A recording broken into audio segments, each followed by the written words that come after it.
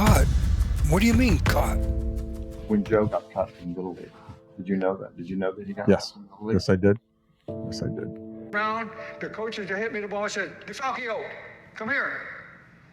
And I said, my name's DiFalco. And he goes, DiFalco, you're the first one cut.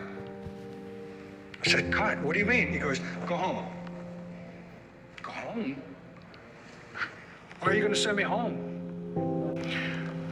So basically, I went home. I went in the house, and I told my mom. I said, Mom, I'm not going to be a baseball player. And she goes, what do you mean? I said, Mom, they told me to go home. Oh, come on, you can't stop. I said, no, he kind of made it feel like you should never go back. And she goes, but you love baseball? I says, I do, Mom, I do. And she goes, don't ever.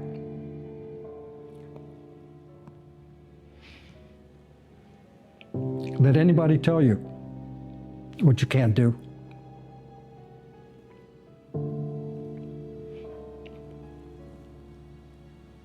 Give me a second.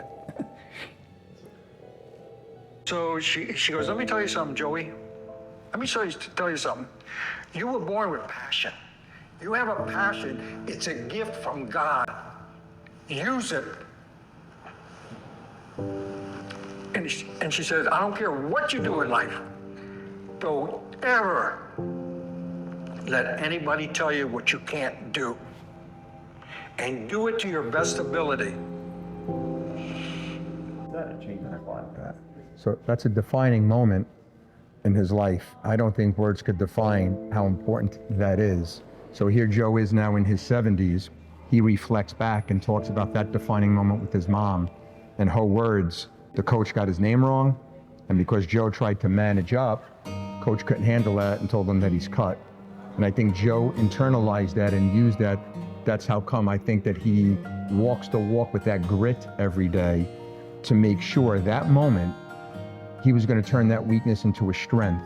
And I think that's why with his players and his mentoring and his coaching, he takes that so personal to the heart and soul and into that fabric. So he's tough, but it's tough love to push people to those outer limits, because nothing is impossible to people like Joe DiFalco with that atypical personality. You know, Joe is a man of class and integrity. So when he had that opportunity to say, all right, I can't take my physical gifts onto the field as much as I'd like to, because maybe there was a little bit of a shortcoming with that. How can I get this done? And he decided to put it on in terms of coaching, mentoring, and inspiring that next generation of ball player. And I think when you hear these players talk about him and they've got, you know, their eyes and face illuminate when you talk about what impact he had, I think that says it all. Athlete, I'm just a kid from the New York area who has been blessed in life with great friends, great family, great experiences.